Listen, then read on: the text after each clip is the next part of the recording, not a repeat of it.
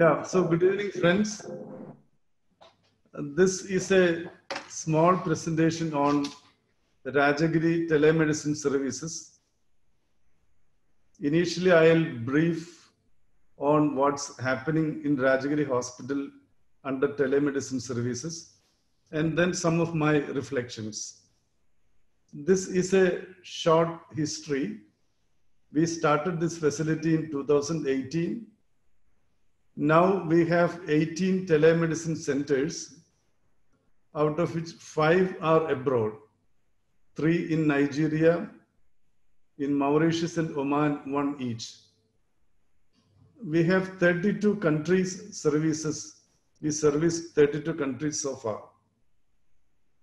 Our core services includes teleconsultation, teleeducation, and tele-ICU. Some of the things that are in the pipeline: teleradiology, palliative telemedicine, telestroke network, and hospital on wheels. Under teleconsultation, one service is doctor-to-doctor consultation. So far, we haven't been so successful in this. Roughly 45 consultations have taken place. I have always found that some issues, between doctors, when they have to open up, when they have to depend on another doctor, I think there is a mental barrier to an extent. Then from doctor to patient, it's doing very well. We have done more than 500 consultations. Then from patient to doctors, again, it's really good. More than 1,700 consultations have done so far. Under tele-education, one is tele-CME. We have organized so far 120 CMEs, approximately 9,700 participants were there. That includes doctors, nurses, and paramedics. Under tele-CNE, we have done 14 numbers so far. Approximately 2,200 nurses and nursing students have participated. Tele-ICU is another service that we have. This is primarily meant for hospitals which have smaller ICU units, maybe 5 beds or 10 beds, where our telemedicine offers tele-ICU services. Here, the ICU specialist doctors at Rajagiri, they virtually guide the doctors at smaller centers. And this is, in a way, aids in managing patients locally with minimal need to shift to a tertiary care setup. So every small hospital cannot afford to have high-end tertiary care ICUs. So this is a kind of bridging. We have also developed a low-cost customized telemedicine cart, which can be used in the smaller setups. Our infrastructure, it's basically a PC-based video conferencing solution. And in our hospital, we have 3 telemedicine rooms. And each room is equipped with a high-end pan, tilt, and zoom camera. We have also a dedicated white label software. I hope you know what is meant by white label. When this service is availed, on the screen, we can project our hospital's name, and there we don't project another company's name. That's the basic advantage of white labeling. And this software includes its mobile app version. It's very useful. Then we also have web interface for bookings. So things are much more smarter, and quickly we can get connected. And we also have a dedicated server. Some of its monetary aspects. This is basically, a model where we have revenue share. Revenue share, we all, should be knowing, but some may be, curious to know what is the range of pricing, for availing the services. When there is a doctor to patient consultation, if they are, from Kerala or within Kerala, generally that consultation is charged rupees 300, and the doctor who gives that consultation from our hospital, they get the major share of that fee. The rest is taken for the center for its upgrade and maintenance. If the patient is from outside Kerala, we charge about 500 rupees, and the doctor gets again a share. Then there are also, especially when we have patients from abroad, medical value travelers, a lot of cases, we need the follow-up consultations to be done, or initially the initial screening to be done. So for all those, outside India consultations, we have fixed it as $25 US.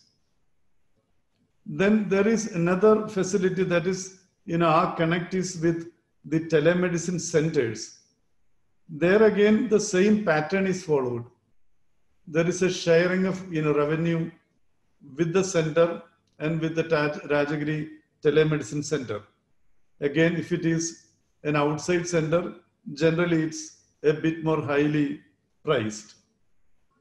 Then at times there is also, not at times, usually that happens in our facility, there are referrals. People may have to be referred or taken and admitted to our facility. There again, many practices are there. One is that some of the referring hospitals, they require a service charge, which we give.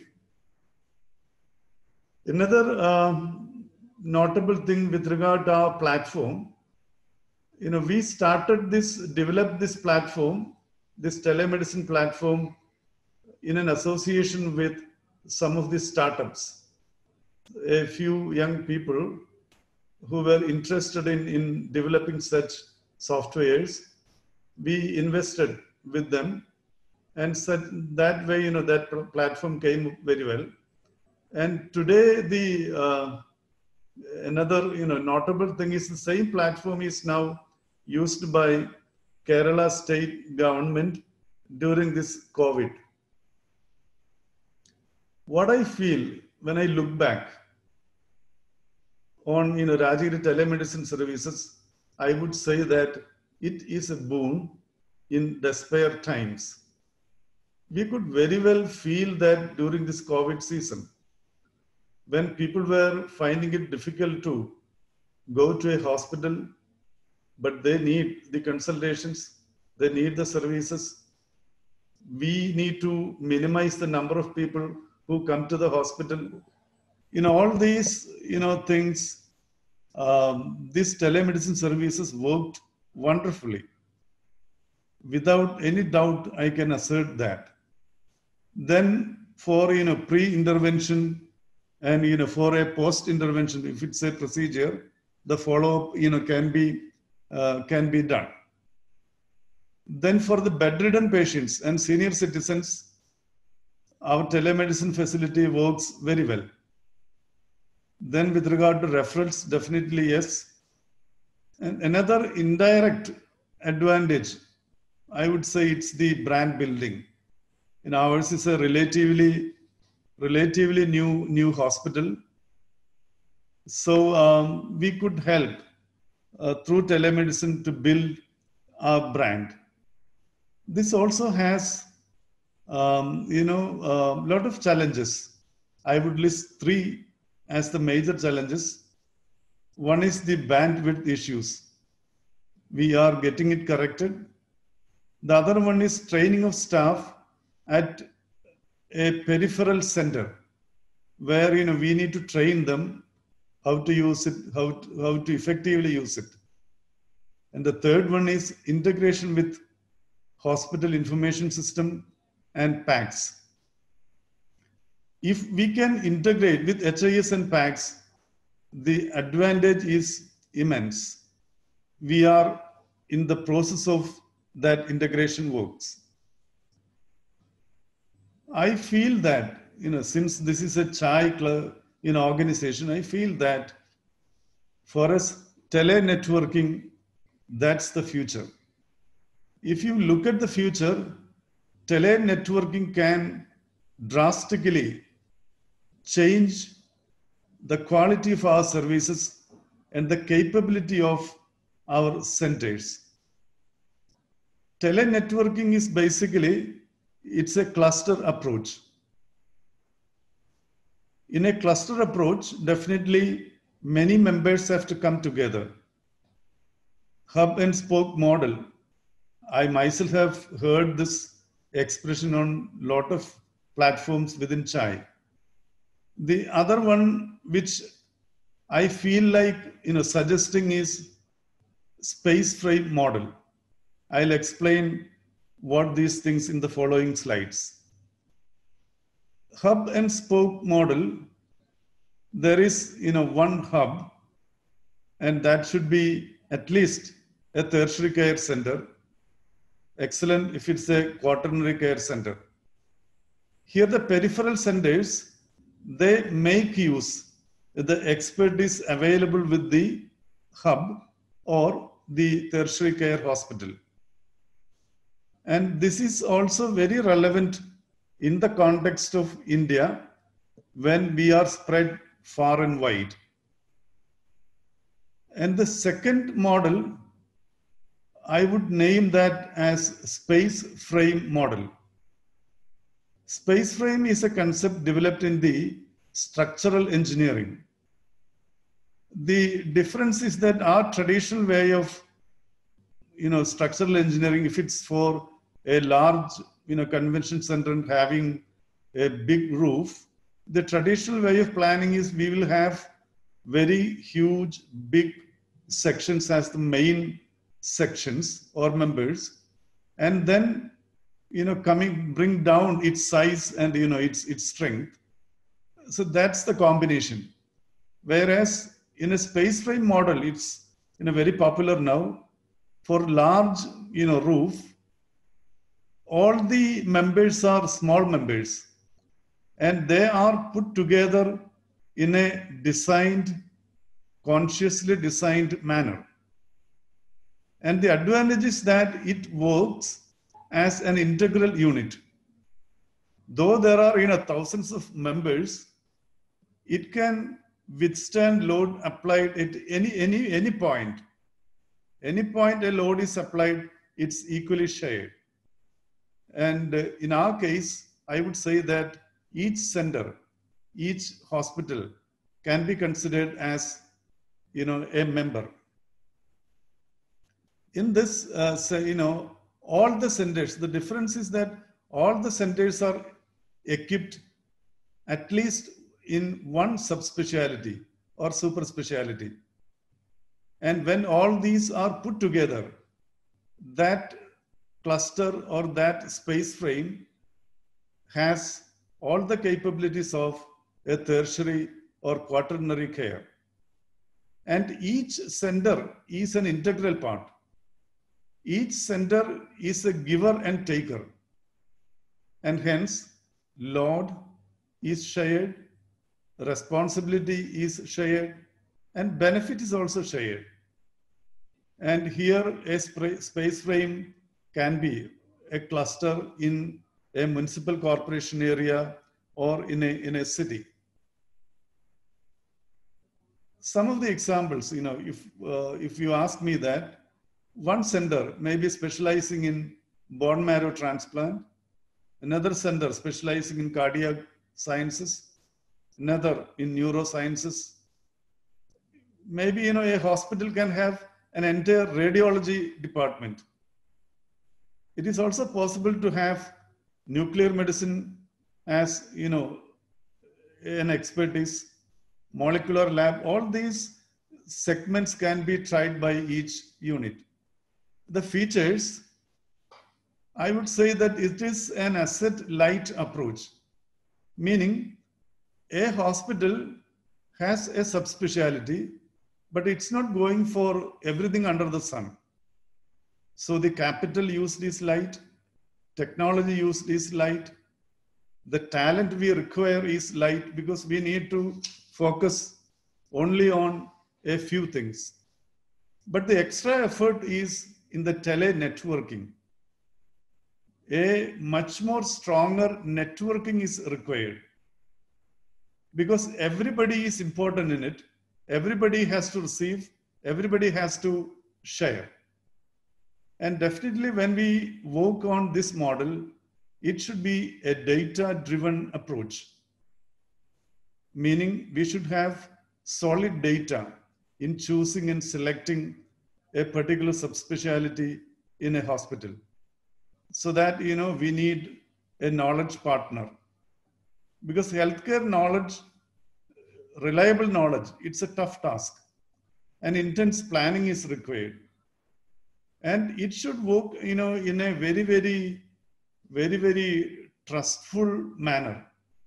And whenever there is a trust deficiency, it can be really a threat. We are all in the Pentecostal season.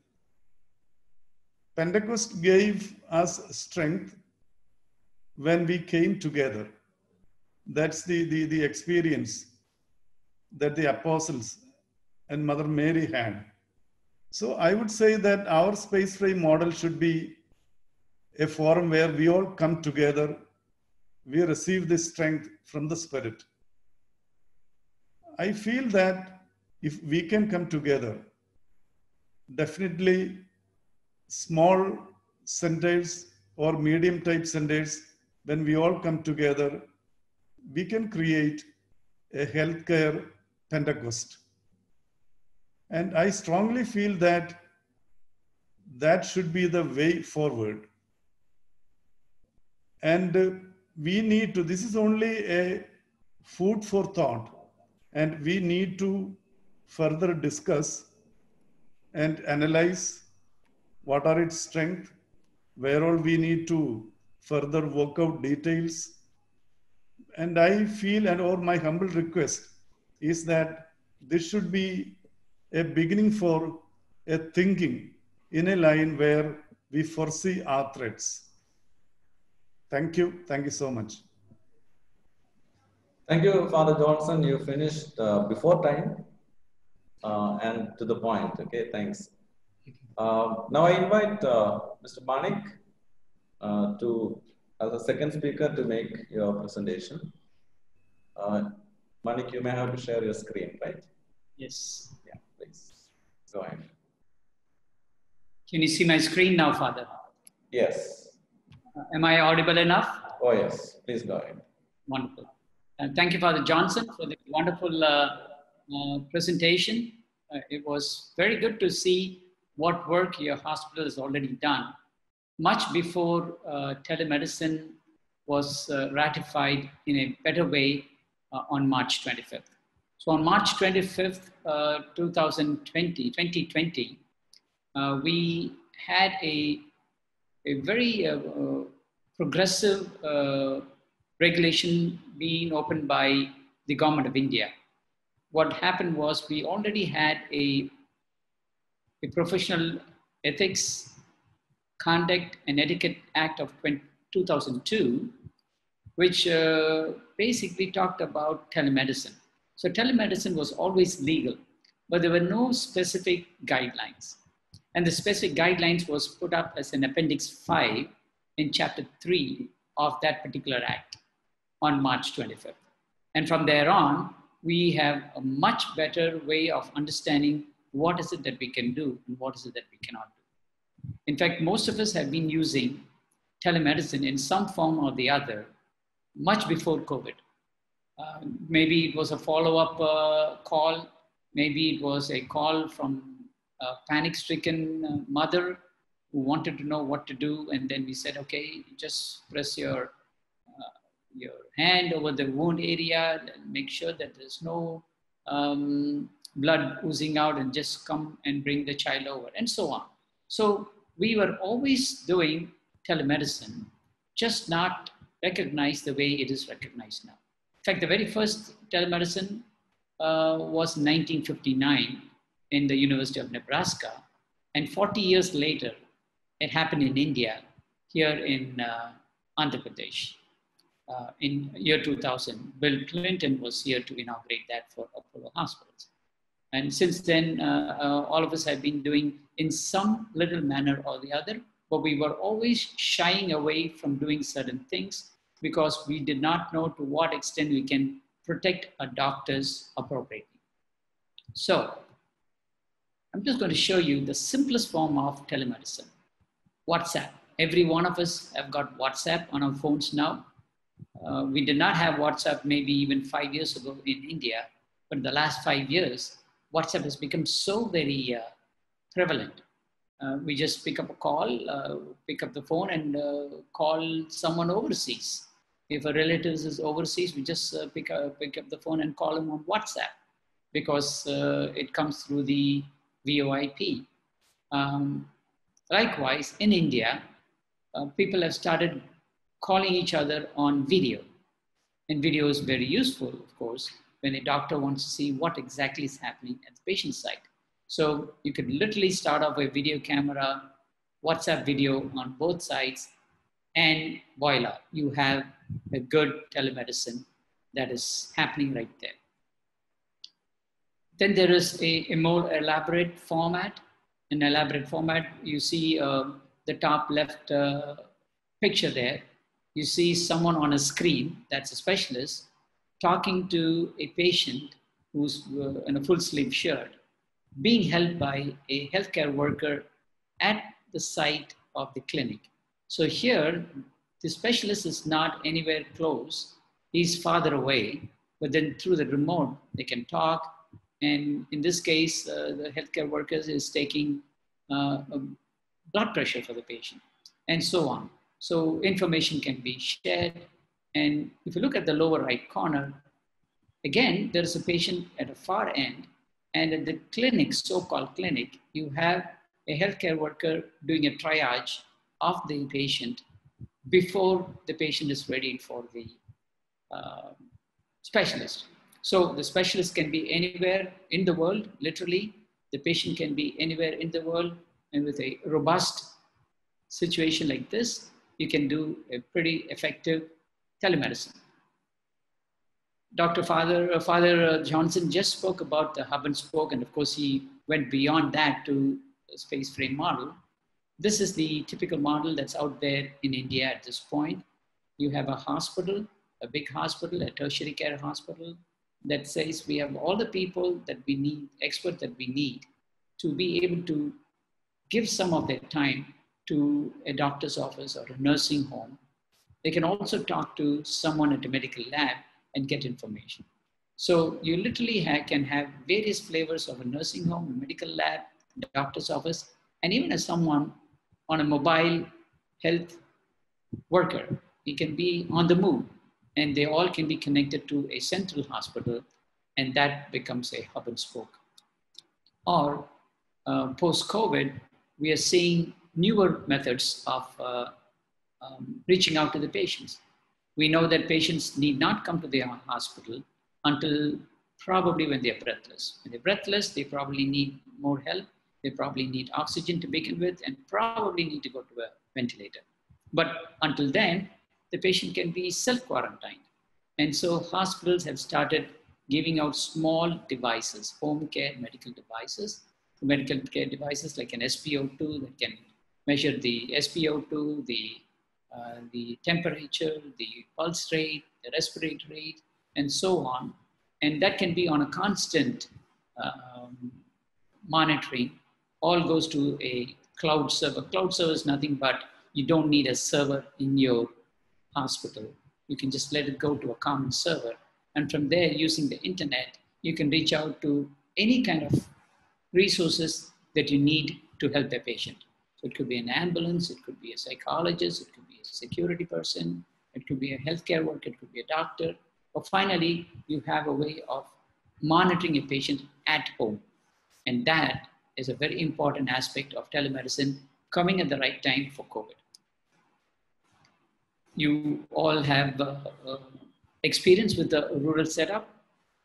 When we are going out beyond the cities, we know that we don't have facilities. So here we have a situation where there is a person in pink.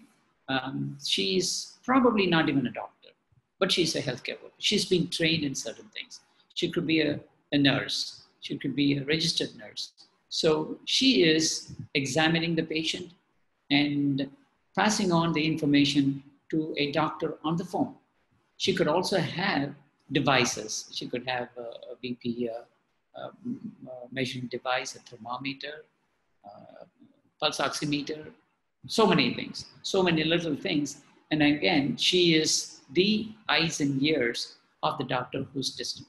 So we can reach out to rural areas using the setup.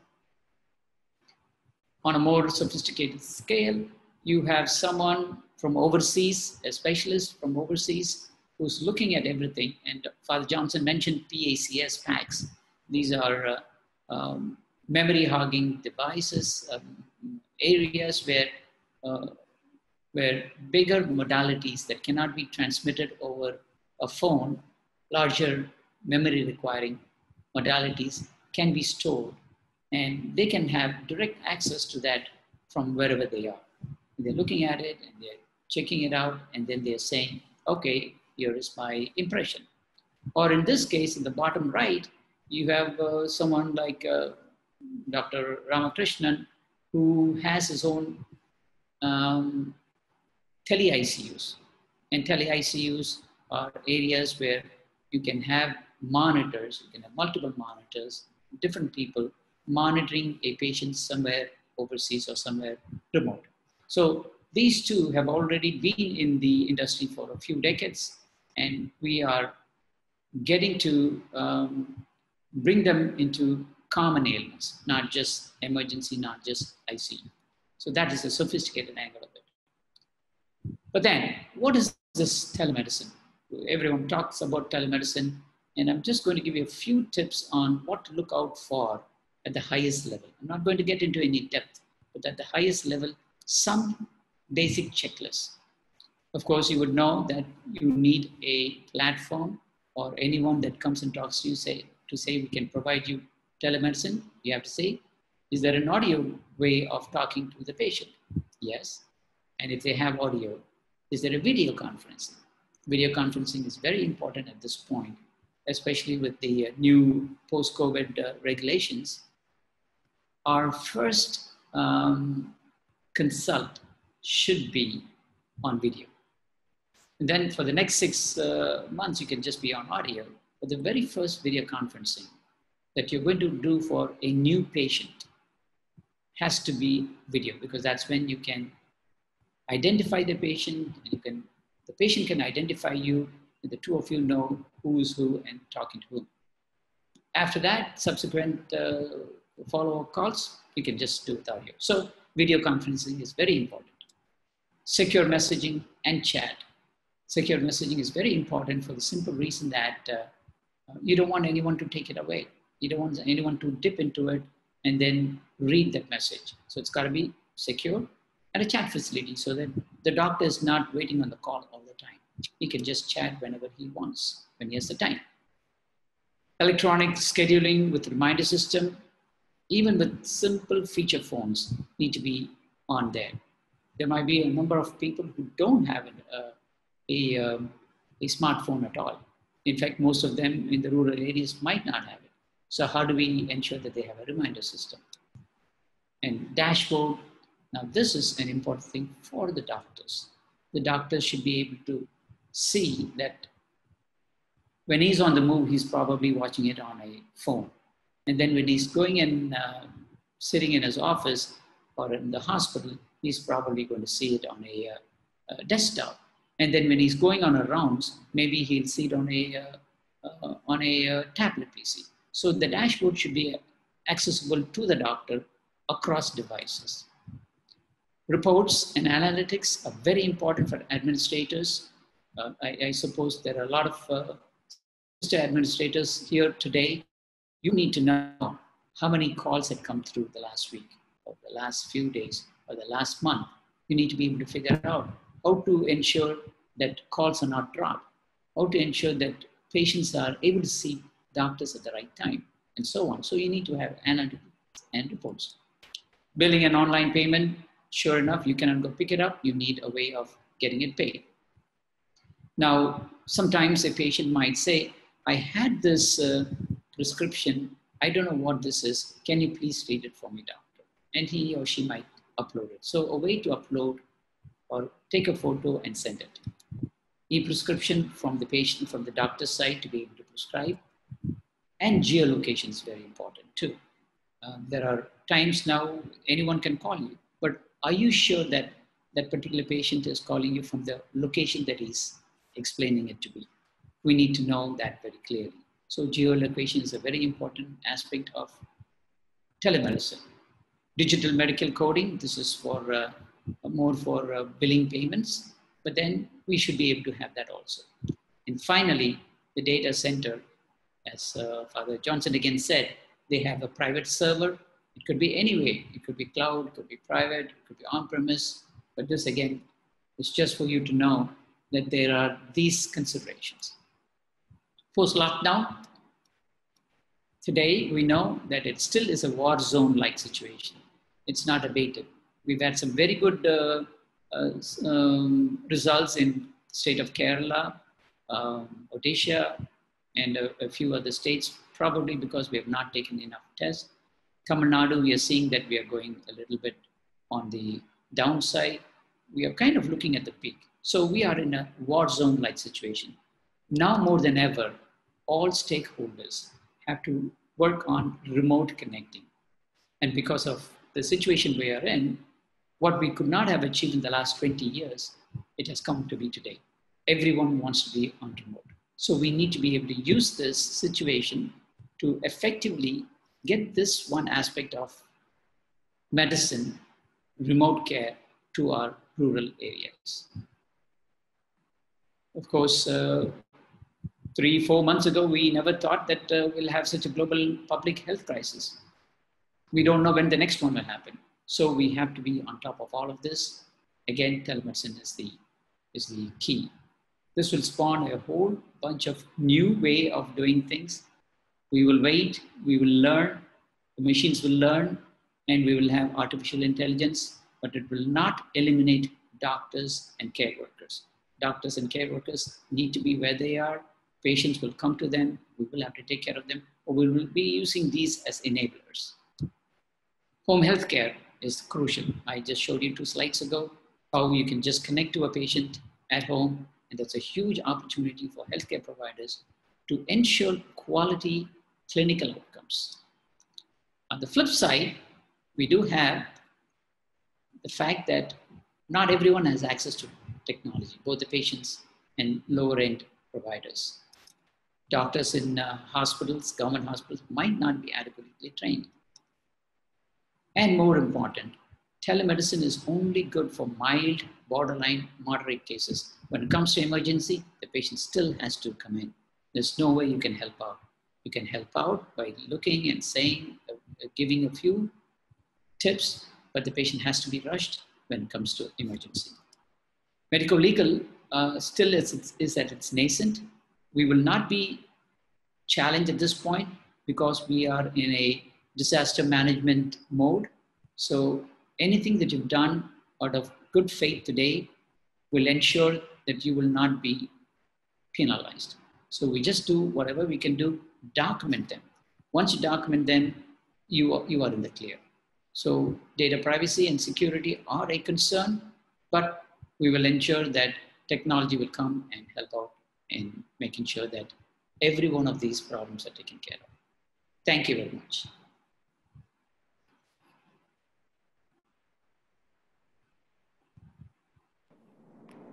Thank you, Manik. And you finished well ahead of time. Thank you so much, and to the point. Well, now we will leave it for questions and answers.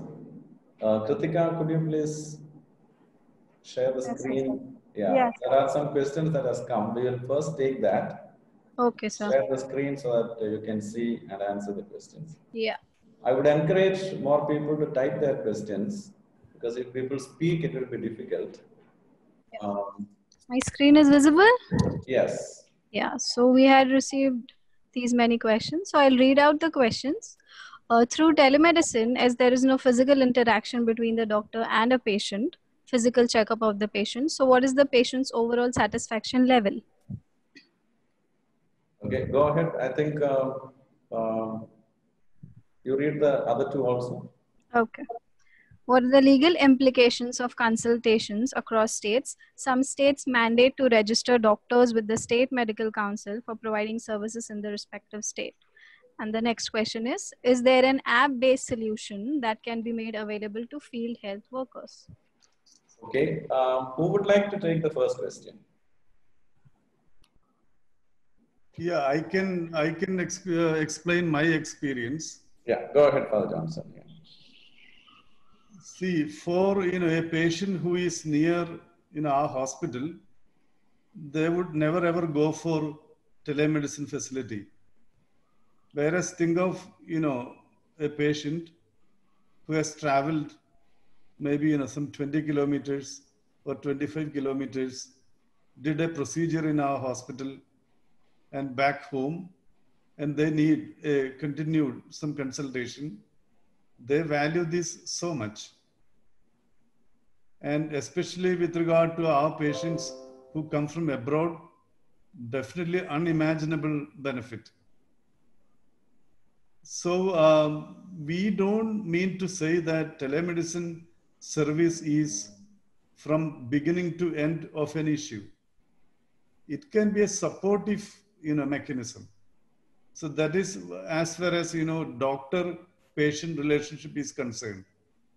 And with regard to the cluster model, where telemedicine has a pivotal role in connecting between the centers.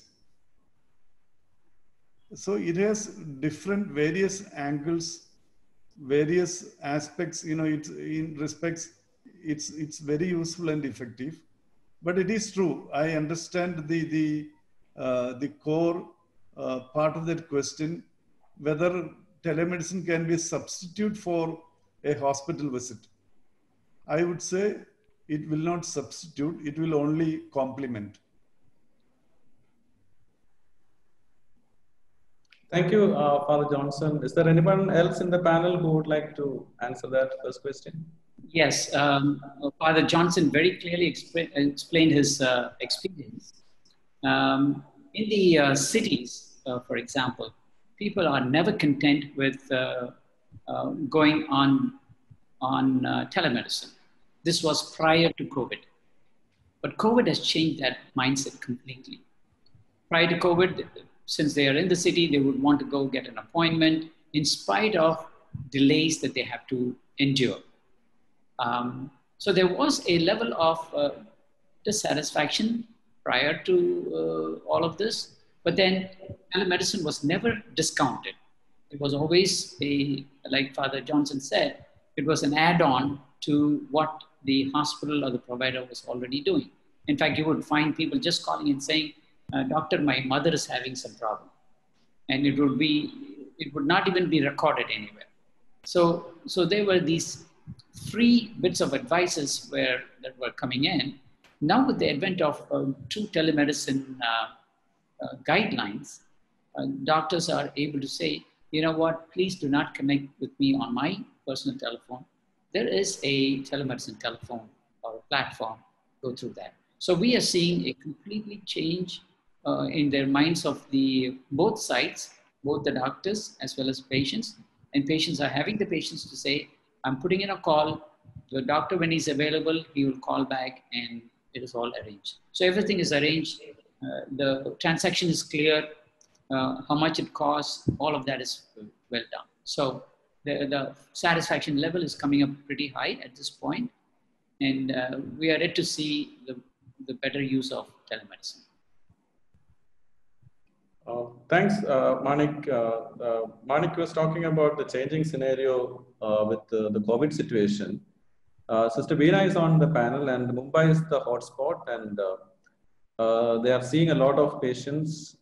Maybe Sister Veena, could you, from your experience, could you give the group an idea about the situation? Because many of the people are not even aware what is happening in the rest of the country.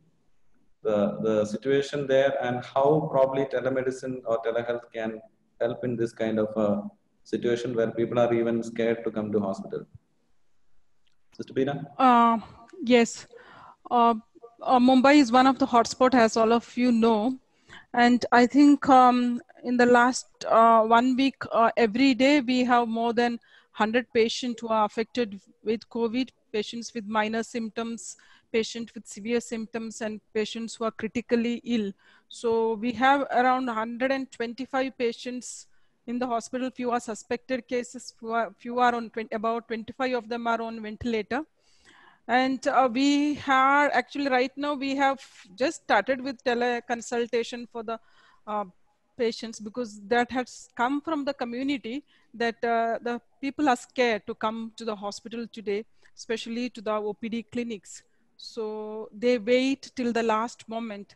And we also have felt that if we can introduce teleconsultation, many of these patients, even those who had at a high mortality rate, they would have been salvaged because they came to the hospital very, very late because of the fear that they can contract the infection from the hospital.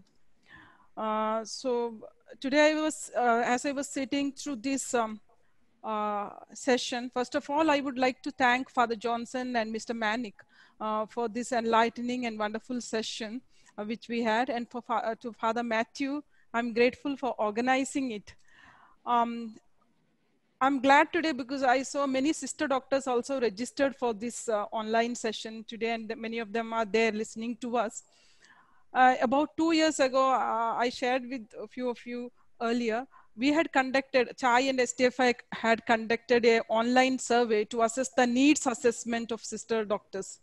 And I remember one of the challenges many sister doctors face, especially those who are in the periphery, that they did not have a chance to get a second opinion from an expert, or many times they struggle to take care of or to come to a definitive diagnosis of a patient who was other than their primary specialization. So many sister doctors were struggling. In that context, we had a discussion. The board members of Sister Doctors Forum had a discussion with the CHAI, Father Matthew. And at that time, we had come to a conclusion that the way forward may be telehealth solutions. But after that, we just kept it at that. Today, as I was sat through these sessions, I felt more and more, I'm convinced that the way forward is this. And I'm sure in the context of this global pandemic, which has gripped the entire world, many people the future is going to be different, and many people have this fear of coming to a hospital, whether they are in the city or in village. I've also, a few sister doctors have shared the experience that for last 3 months, no patients are coming because they fear that there may be corona patient in the hospital.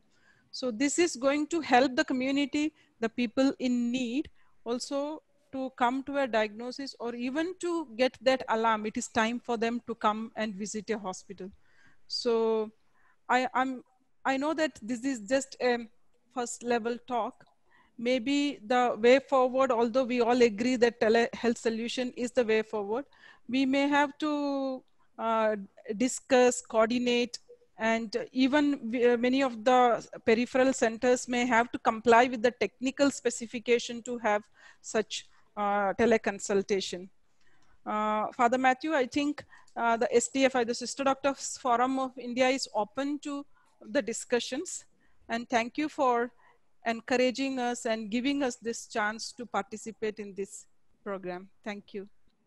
Thank you, Sister Beena, for taking the liberty to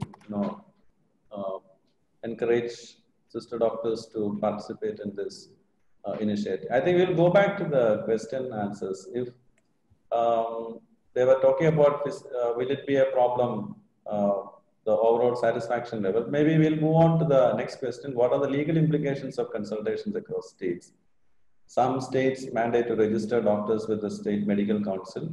So who would like to answer that I question? think that's Father Matthew. Yeah, please, Manik. Yes. So it was true that when a doctor moved into a state, he had to register himself and in the state medical council for providing services in that particular state. And in fact, you could even have multiple states. You could be registered as a neurosurgeon in Kerala, and probably you still had your old general practitioner in Maharashtra. And you could pull out a toenail in Maharashtra, but you cannot do that in Kerala because now you're a neurosurgeon. So now all of that has been taken out in the sense that through telemedicine, again, through telemedicine, you're not going to pull a toenail, or you're not going to provide a neurosurgery service. But through telemedicine, the states are not a boundary any longer. So you can take a telemedicine call from Kerala to Mizoram, for example, and that is legal. Yeah, Manik, you are also part of some working group, or Yes, which developed some of these guidelines during the COVID time. Could you also speak a little bit about? Sure, Father. Yeah. So what happened was when the Board of Governors started looking at what is happening, this was prior to COVID, we had given a draft of what could be potentially the appropriate thing for telemedicine. At that point, it was not even talking about COVID. And so we came up with a very expansive way of doing it. In fact, India is the best place to practice telemedicine in the country. And I'm part of the National Telemedicine Task Force. We have been mandated to train 5 lakh doctors across the country. 5 lakh doctors, training them on telemedicine practice guidelines. These are only guidelines, about 52 pages, and like I said, as an appendix to chapter 3. But what it does for every one of you is for the next 3 years, when you're a doctor, a sister doctor, you can practice telemedicine right off the bat. You don't need any certification today. But within the next 3 years, the Board of Governors, or NMC, which will be in supersession, will go ahead and issue a very specific curriculum for certification. And that certification, you will have to pass and get that certification anytime within the next 3 years. But nothing stops you from practicing right away. Thanks, Manik. Anybody else in the panel would like to answer that question number 2, the legal implication? Father Johnson, you are giving telehealth services across states, no, within the country as well as outside the country. Do you have any problems? Absolutely no issues, especially after getting this guidelines from the Ministry of Health. It's very smooth. Okay, so the latest guidelines, there are no legal implications. It can be practiced across the state. Thank you. We'll move on to the third question. Is there an app-based solution that can be made available to field health workers? Who would like to answer that?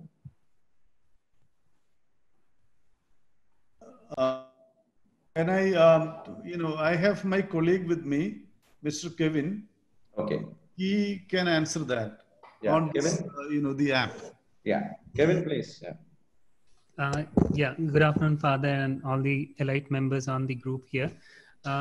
We have a telemedicine app which can be installed on an Android phone or an iPhone, and that app can be used to connect to any doctor across the telemedicine network of Rajgiri.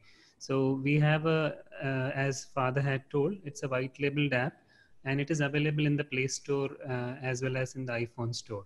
So which can be used for this purpose. Okay, thank you. I will come back to the other panelists maybe towards the end if you have any further comments. Let's move on with the questions. Question number 4, is there any limitations in telemedicine? Who would like to answer that? I can go, Father Matthew. Please. Thank you. We have invoked the Disaster Management Act at this point. So this is a crisis, and at this point, there is no limit until that particular act is brought back. So that's number one. Number two, more important, telemedicine regulations per se, the guidelines per se, do not restrict this to a particular period or just even COVID. It is open to all disciplines of telemedicine, so there are no limitations. Thank you. Anybody else in the panel who would like to? I think it's a mental block. It is true that there are limitations, but as we move on, a lot of new solutions will come up. For example, these days, we conduct so many Zoom conferences, webinars, almost, near real experience we get. So telemedicine will definitely improve because a lot of people are putting in efforts in it. So whatever be the limitations, to a great extent, all these things, will be improvised. That's my comment. Thank you, Father. We'll move on to question number 5. As per the guidelines, so we also have health centers managed by sister nurses, and this Clinical Establishment Act, requires to have a doctor in those places. So is it possible to link to the? Right now we were talking about connecting doctors to doctors or hospitals to hospitals. Is there a possibility of supporting the sister nurses in the health centers to give them some kind of a legal safety through telemedicine? Who would like to answer that? Father Matthew, this is Kevin again from Rajgiri Hospital. Yes. This is a very apt question and something which is very relevant today, especially in the COVID times. So definitely nurse-based telemedicine center is very much prevalent in America and other countries. And in India, this is the right time to bring the same thing in. So definitely this is a solution which can be given. Dr. Manik, you being in the committees and latest guidelines, what do you would like to say? Perfectly. That's exactly the right thing. In India, especially in India. Yeah. Earlier, we needed a doctor to be able to receive prescriptions from a specialist to be shared with the patient. Now, a specialist can actually write on his prescription pad a prescription and take a picture and send it through WhatsApp to a patient directly. So prescription has been taken so very easily. Of course, Schedule X and H kind of drugs do have their own limitations. You cannot do that. But then we have Schedule O and A and the L. So they've relaxed it in such a manner, like I said, the first time a patient is going to be met by a doctor or telemedicine, it's got to be video. Any subsequent and any refills can be done remotely. In fact, a prescription can even be sent on an SMS to a patient. After establishing video. Yeah, go ahead, Manik, yes. After establishing the video the first time, subsequent refills can be sent through even as simple as SMS.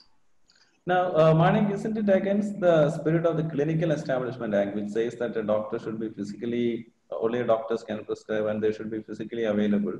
And this was one of the problems we were facing, especially our nurse-run health centers, by sisters. So, how is this a new development or? The doctor still has to do the prescription. The nurse cannot do it, but the nurse can take the prescription and pass it on to the patient. Earlier, that was not allowed. You mean remotely? Yes, remotely. Okay, is it a new development? This new guidelines has ensured that prescription taking can be done so very easily. Okay, thanks. It's... Father Matthew, can I? Yeah, Sister Victoria. Yeah, please. Now, recently, the IGNOU University has conducting a training that is mid-level health providers, that is those who are past BSc nursing, MSc nursing, etc. It is a 6-month course, and these nurses will be provided after their 6 months a job who will be working in health centers and also sub-centers. And these nurses will be acting as a registered nurses. They will be acting as a bridge between the doctors and the patients. I think this program will be implemented very soon in India. I think the nurse can also, with consulting a doctor, she can prescribe and she can treat the patient. I think this level of health service going to be implemented in India very soon. Even we are also training the nurses in our college as a 6 months course with the help of the IGNOU University. And this is taken up by the central government, but posting the nurses after this course, that is taken up by the state government. I think this will help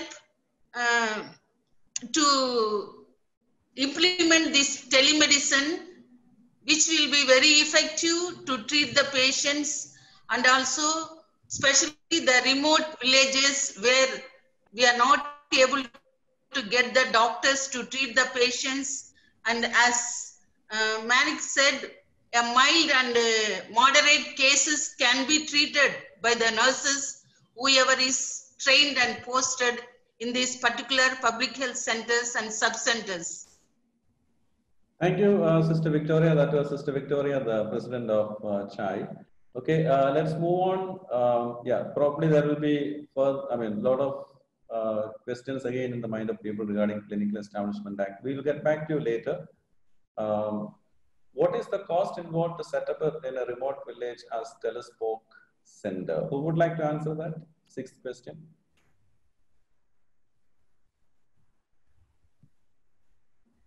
Hello?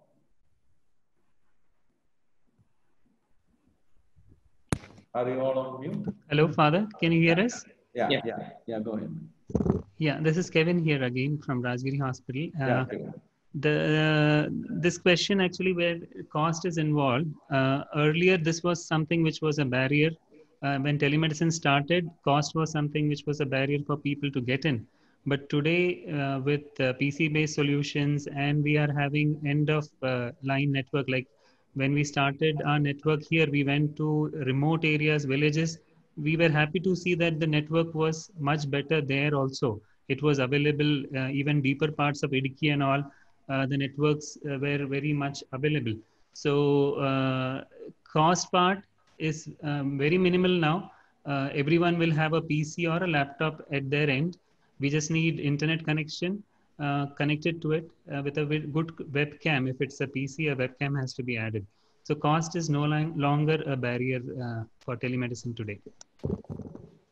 Thank you, Kevin. I think time is running out. Our webinar is scheduled up to 5:30 and it's almost 5:15. So we'll maybe spend another 5 more minutes for the questions and leave for an open discussion. I'll come back to that 7th question. Kritika, can you move to the next page? Kritika, please move to the next page. Yes. 8. Thank you for the insightful presentation. Can the telemedicine help in supporting pregnant women and receiving their routine antenatal checkup to minimize the complications, high-risk pregnancies, especially in remote areas? Request you to share the experiences. Who would like to take this? Father, I just would like to share our experience. Just last week, we had an antenatal session. It was a 3-hour session taken by Dr. Joshi here. We had around 70 ladies who joined us, pregnant women. And the reviews we took, actually, they said it was much better than directly coming to the hospital to get this session. So I think definitely telemedicine is something which can be used for this antenatal checkups and pregnancies, and to help them with the pregnancies. Thank you. Kevin, anybody else in the panel? Yes, Father. There is a whole bunch of gynecs, obstetricians who are getting together to actually understand what telemedicine can do for them. Earlier, they never thought that they could do it. Now they are seeing that the patients themselves are happy, like Kevin said, to accept it. So once the people have started accepting it, we can have a nurse, a trained nurse at the local, and there are enough IoT devices to be able to be applied at the point of telemedicine for the patient, and then get the feedback. And the doctors are quite comfortable listening to the heartbeat. There's so many new devices that are becoming cheaper and cheaper by the day. So we'll see that this is a reality. Antenatal checkups will be a reality very soon all over the world. Thanks, Manik. I think a good percentage of our sister doctors are also gynecologists, and we could even leverage from within the network. Sister Beena, you would like to say something about it? I think whatever I had to speak, Manik and Kevin already explained. Also, in a special time like this COVID, which is highly contagious, and pregnancy is a time where there is a lot of immunomodulation taking place in the physiology of a woman. And more women, when we test them, they are becoming positive. So I think this is the time to give this facility, offer this facility to the pregnant women. Thank you, Sister Beena. You heard from a gynecologist in the panel. Okay. Question number 9, if a rural hospital wants to begin telemedicine, how will it be go about beginning such a facility? Anybody would like to answer this?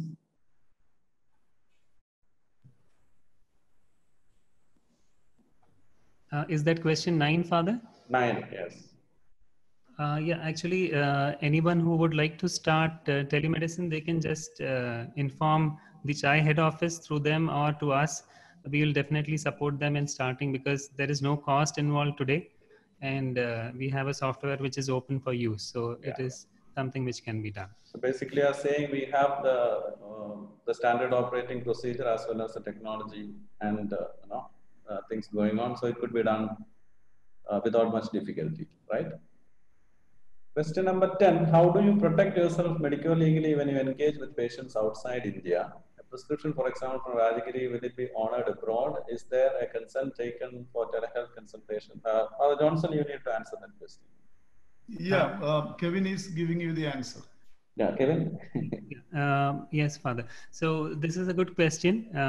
Actually, there are two types of patients when you say from abroad. One who is already a follow-up patient of Rajagiri, who would want to again talk to our doctors here. So for them, we have a consent form. We have a detailed consent form which we take from the patients prior to a consultation is given to them. Similarly, the second case wherein the patient is a new patient and is first time consulting a doctor here, and then wants to come all the way or get a second opinion. So for them also there is a consent form. So the consent part of it is very strictly followed by us, and we inform them of the gaps in telemedicine, which they should be well aware of, and then only we allow them to have a consultation. Thank you, Kevin. We have Dr. Evita actually participating in this conference. She runs 3 units of gynecology, especially mother and child care. Dr. Evita, could you please unmute and maybe give your views on the question number 8? Dr. Evita, can you hear me? Do we need to unmute you? 1 second. Let me see whether I can unmute Dr. Evita. Father Matthew, after Sister Evita. Father, whom we need to unmute? Yeah, can you unmute Dr. Evita? Yes, I can do that. Yeah. Yeah, please do that. Yeah, she's unmuted. She can speak. Dr. Evita, could you please give your views on that question number 8, and also share a little bit about what you are trying to do as a gynecologist and also an entrepreneur. You have 3 units, and especially when many of the our hospitals are struggling, mission hospitals are struggling. You are growing. You are setting up more and more units. So oh my gosh. Yeah, please give your views.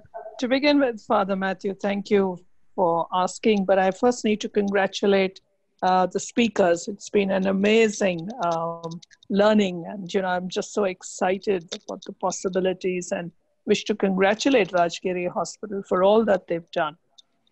Coming back to your question, I think everybody was unprepared for what happened. And we were just very, very fortunate that one of our senior consultants had gone on a sabbatical from the 1st of February. And for some strange reason, was interested in reading everything about telehealth.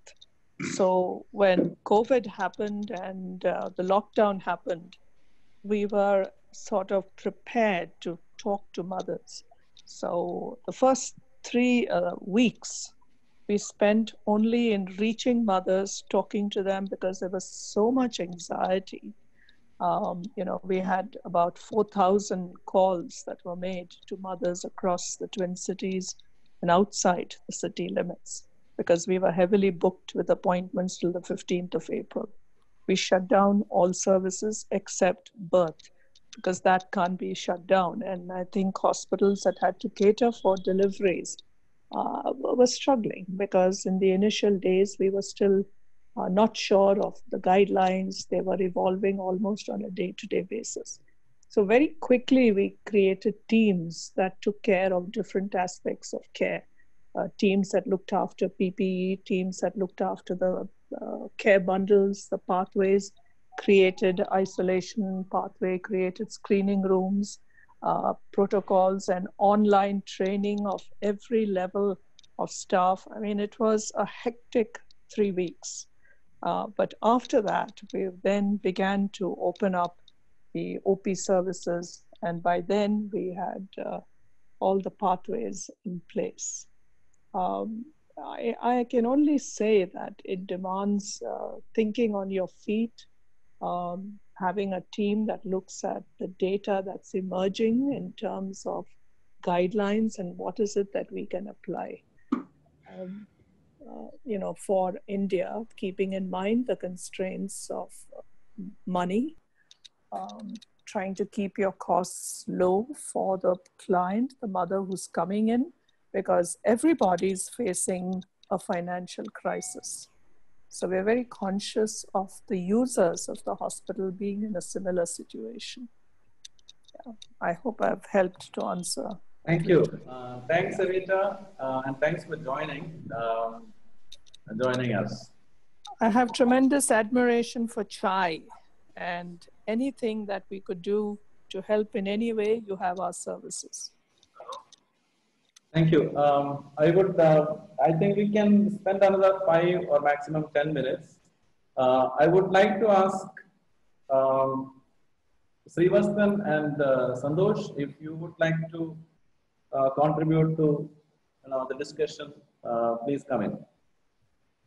Yeah, thank you, Father. This is Srivasthan. So Father Johnson talked about the ways that they are putting telemedicine to use. Manik talked about how you could get started off with telemedicine. And there were a lot of questions about use cases. What I want to add here is that telemedicine is a very versatile platform, and the kind of use cases that it lends itself to are actually quite unbounded. I mean, there are instances where post-surgery follow-up can be done using telemedicine. You can run programs targeting chronic disease using telemedicine platforms. The other aspect is that a telemedicine interaction doesn't necessarily have to be limited to an individual speaking to a doctor or somebody like that. There are situations, for instance, where let's say that you are talking to somebody and there's a language barrier, right? It is possible for you to co-opt other people into the conversation that allows better communication. And so it's quite limitless. So the way to see it is look at the platform separately and then look at use cases. And as administrators of the hospital, you are well placed to able to look at different kinds of scenarios in which a telemedicine platform can be used. So I just want to stop with that. Thank you, Srivasthan. Santosh, John Santosh, you would like to come in? I just want to make one comment. There is no fear of technology here, because some of the questions I was reading is like, what is this technology coming in the way? These technologies we are talking is what we use on our day-to-day lives, like a WhatsApp, making a call. So you as doctors are using much more complicated, sophisticated technology. So this is the fear of unknown or the fear of technology. If you remove from your head, this is a very simple way of connecting two people and making it happen. That's all I wanted to point out here. Thanks, Santosh. We have with us Dr. Priya John, the CEO of CMAI, the Christian Medical Association, and we have Anivinda, the ED of Christian Coalition for Health, and we have Santosh, who was the previous director of EHA. Would you like to come in? If you could, Mayuri, could you unmute Anivinda?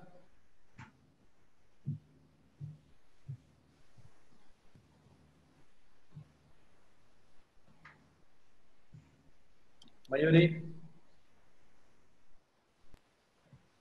could you unmute Anivinda? Anivinda, would you like to say something?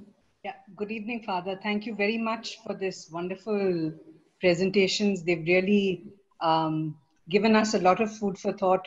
A lot of us have been thinking about what Father has given us from Rajgiri, and they've already done it. So it's really nice to see that this can be taken up by lots of hospitals and also worked within the communities as well. So it's really been very nice to hear that. And also the fact that it's now become legal to use this methodology of providing healthcare, especially in remote areas. I think Mr. Manik brought that up, and it's extremely helpful. I think the platforms that have been developed, if the one in Rajagiri is open source, maybe we will be getting in touch to try and find out more about what it's all about and how to take it forward. But thank you very much for this. Thank you. Thanks, Anivinda. Mayuri, could you please unmute Dr. Priya John, our counterpart of the Protestant Network. Priya, could you please come in? To whom we need to unmute, Father? Dr. Priya John. Priya John. 1 second. I'll just search. Yeah. Allowed to talk. Yeah. Priya? Yes, Father. I'm here. Thank you so much. Thank you, Father, for giving us an opportunity. And thank you, Father Johnson and Dr. Manik, for these excellent presentations. Actually, I was just discussing with my colleagues that it seems that, from the experiences, CHAI has really gone way ahead in this whole area of telemedicine. And it's very encouraging to see that it can be done, and it can be done with a simple first step. And this has given us an encouragement to take things forward and take it forward quickly, especially with the government also giving us, some support and some green signals to go ahead with it. And it is the need of the hour, no doubt. I am considering the cost of the whole thing, and also I like the presentation where Father Johnson mentioned the last mile. That's always the challenge, to ensure that whatever benefit we have, it reaches the most vulnerable and the poorest. So if this works, I'm sure CMAI would definitely like to be a part of any platform, or even take it up and ensure that our members also get on board for their benefit as well as for the benefit of the community. I think that's what we're here for, and that's what we will ensure that happens over the next maybe few weeks. So thank you very much for this opportunity. Thank you, Dr. Priya. Santosh, are you still there? Could you pitch in? Santosh Matthew. Santosh, okay. Could you please unmute him? I'm not able to search him only. Can you spell Father Santosh Matthew Thomas. Okay, Santosh Thomas, yes. Yeah. Yeah, I have allowed. Yeah. Santosh, are you there? I am here. Can you hear me? Yeah. Could you please? Yeah, we can hear you. Go ahead. Yeah. Thank you for this, and it's an excellent overview. And I mean, the Rajgiri and the other experience are phenomenal. My only thought is with the, we all know the NIBH experience, how suddenly it was taken and controlled through a whole set of corporate. So I think it is time that we all got together and create our not-for-profit registry and put it across CHAI, CMAI, all of us together and say, here is our registry and this is our standards. Otherwise, a couple of years down the line, we will be caught up in a regulatory framework which will be shot down. So I think that's something which CHAI, CMAI should come together and take it forward. Thank you for this excellent. Thank you, Santosh. These are all our friends from the other Christian networks, mostly from the CMC Vellore, there are CMC Vellore and Ludhiana alumni. And that's a possibility of, because our mission and our challenges are almost the same, so there's a possibility of, again, we could work together and make a difference. Well, before I ask Sister Victoria to give the concluding remarks, I will go back to that 7th question. Someone asked, can CHAI help to take this forward? My dear friends, we are organizing these webinars, keeping in mind not only just the sensitization of the network, but also how we can develop this into viable projects to reach more people, as well as to leverage the strength of our network. In fact, one of the principles, key principles of our vision document is something called interdependence. So this is where we can help each other, leverage the strength of the network. And this is something which is impossible for an individual institution to do. And people say that there is a strength, or a network has a lot of strength. We are already a network, and we have been a network for 75 years, 100 years. And in the past few years, many of them are trying to develop a network. But we already are a network, and I would say we are a gold mine. We have the experience. We have a lot of good things happening within the network. We need to get to know about these initiatives. And we also have, fortunately, we also have very good partners who are also interested in social impact. So this is the right time, right opportunity. Every crisis can also be leveraged into an opportunity.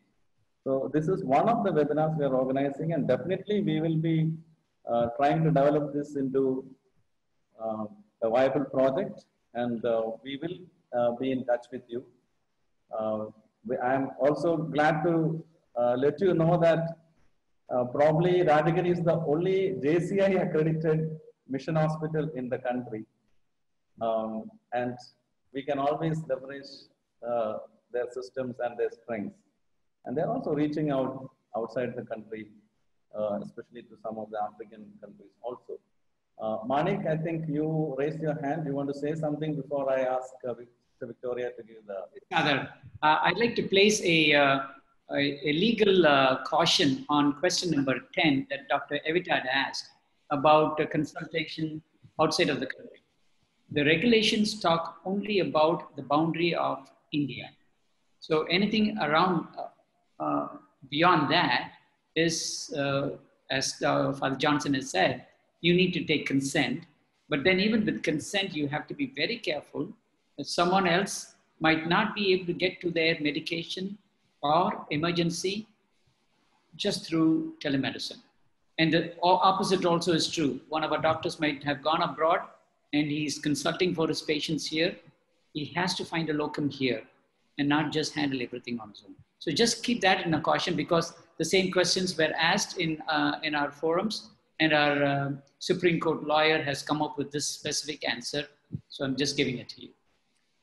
Thank you, Manik. Over to Sister Victoria for the final comments. But after that, please stay on for another 5 minutes. Kritika will take feedback about the organizing. So please stay on and give that, fill that poll. Okay. Sister Victoria, over to you for the final comments. Yeah. Thank you for the opportunity given to me to express my final opinion. Thank you, Father Matthew, for organizing this inspirational session, which helps many of our sister nurses and also the doctors. And also they are motivated to go ahead to learn regarding the telemedicine and to carry out in their remote healthcare centers. And as I come regarding the telemedicine, as we have conducted last year, September in Delhi, that is CHAI National Conference, that time itself we have given a lot of importance regarding this telemedicine, and we also were trying to help all our sister doctors and nurses to learn regarding the telemedicine and its advantage. And also, we also have promised them, that is, we will try to help them to learn how to implement it. And some of them are also asking financial help to install this telemedicine. But now, as it plays an important role, I think our free thought has helped us to go ahead to discuss today and also to motivate our sister nurses and doctors, our member institutions, how much it can help in today's situation and how we can be instrumental in treating the patients and also in promoting the health of the people. And as Father Johnson and also the Dr. Manik was clearly explained with all their experience and also with their rich knowledge, how this can be implemented and what all the advantages and disadvantages and also the legal implications. I think they have given a clear picture and also clear insight regarding the telemedicine, and I appreciate both of them for availing themselves to impart their knowledge to each one of us. And especially I thank Father Johnson for his generosity to extend his help and also the consultation to our sister nurses and doctors, whoever is working in rural areas, and also help them to implement this telemedicine in their rural remote health centers. And this is another advantage for us. A person who has already exercising this particular telemedicine is willing to help is a good appreciation on my part. And also I thank him for his generosity and also extending his help to implement this telemedicine. And Dr. Sister Beena also, with her experience, she said how this can help doctor sisters, and they also need a training ahead how to consult the different consultants through telemedicine and also to give a proper diagnosis and treatment to the patients. Then regarding Dr. Evita and other participants who had participated in this, they also shared their rich opinions and suggestions to go ahead regarding this telemedicine.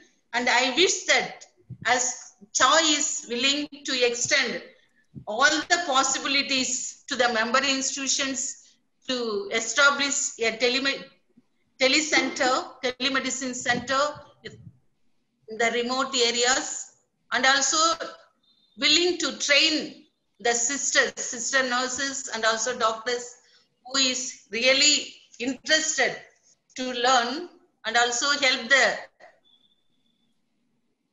units and the member institutions to work effectively for the welfare of the patients and also the people who are not able to reach to the doctors or to the city centers.